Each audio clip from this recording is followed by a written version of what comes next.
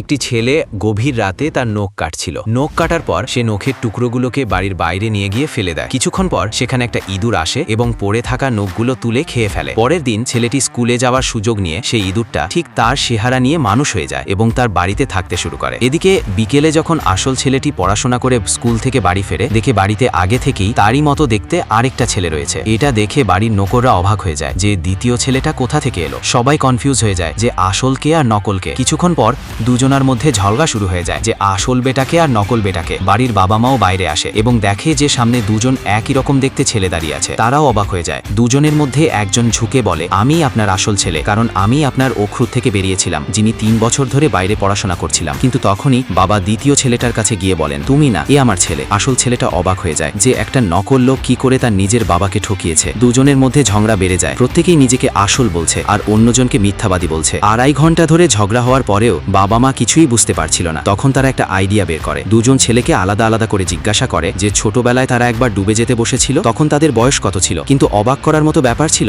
দুজনাই সঠিক জবাব দেয়। এরপর বাবা মা আরো কনফিউজ হয়ে যায়। তখন মা আর একটা প্রশ্ন করে, গত মাসে যে আলমারিটা তোমাদের জন্য বানানো হয়েছিল তাতে কোন কাঠ লাগানো হয়েছিল? নকল ছেলেটার সাথে সাথে উত্তর দিয়ে দেয়, কিন্তু আসল ছেলেটা চুপ হয়ে যায়। তখন সত্যিটা সামনে চলে আসে। বাবা মা দেগে যায় এবং বলে যে এটাই নকল ছেলে। নকররা তখনই তাকে বাড়ির বাইরে লাথি মেরে ফেলে দেয়। কিন্তু কেউ ভাবে না যে তাকে তারা লাথি মেরে বের করেছে সেই আসল ছেলে, কারণ যে ছেলেটা বিদেশে পড়াশোনা করছিল সে কি করে জানবে যে গত মাসে কোথায় কোন কাঠ ব্যবহার হয়েছে? ছেলেটা চুপচাপ চলে যায় এবং ভাঙা মন নিয়ে গন্ধমারি পর্বতের ধারে পৌঁছে যায়। তার মনে হয় যে বেঁচে থাকার কোনো মানে নেই। সে লাভ দিতেই যাচ্ছিল যে তখনই একজন বৃদ্ধ সাধু তার হাত ধরে তাকে বাঁচিয়ে নেয়। সাধু তাকে ধমক দেয়, এত সামান্য ব্যাপারে জীবন দিতে চলেছে, লজ্জা হওয়া উচিত তার। ছেলেটা ধন্যবাদ না দিয়ে উল্টা সাধুর উপর রাগ করতে শুরু করে। তখনই সাধু তার জীবনের সমস্ত সত্যি বলে দেয়। সেটা শুনে ছেলেটা অবাক হয়ে যায়। সে ঝুঁকে সাধুর পায়ে পড়ে যায় এবং বলে, বাবা আমাকে বাঁচান। সাধু তার ঝোলা থেকে একটা বিড়াল বের করে বলে, এটাকে সেই নকল বেটা সামনে রাখবি, সব সত্যি তোর সামনে চলে আসে। পরের দিন ছেলেটা আবার তার বাড়িতে পৌঁছায়। নকরা আবার চিনতে পারে না এবং তাকে তাড়িয়ে দেওয়ার চেষ্টা করে। কিন্তু তখনই তার গাধা এসে নকরটাকে লাথি মেরে দাঁড়িয়ে দেয়। এটা দেখে ছেলেটা তাড়াতাড়ি করে বাড়ির ভেতরে ঢুকে যায় এবং বিড়ালটাকে নকল বেটার সামনে দাঁড়িয়ে যায়। নকল ছেলেটা বিড়ালটাকে কাঁপতে শুরু করে দেয়। বাবা মা নকরদের বলে, আরে বান, সেটাকে আবার বাইরে ফেলে দেয়। কিন্তু তখনই ছেলেটা বিড়ালটাকে ছেড়ে দেয়। বিড়ালের ভয়ে নকল ছেলেটা পালাতে শুরু করে দেয়। এটা দেখে সবাই অবাক হয়ে যায় যে সে একটা বিড়ালকে এত ভয় পাচ্ছে কেন। শেষে সে ইন্দ্ররূপ থেকে হঠাৎ একটা ইঁদুরে বদলে যায়। শেষে ছেলেটা সেই বিড়ালটাকে সাধুকে ফিরিয়ে দেয়। তখন সাধু যাওয়ার সময় বলে, এবার থেকে কখনো তোর কাটা নৌকার কোকড়ানো চুল ফেলে দিবি না, কারণ ওদেরও আত্মা থাকে।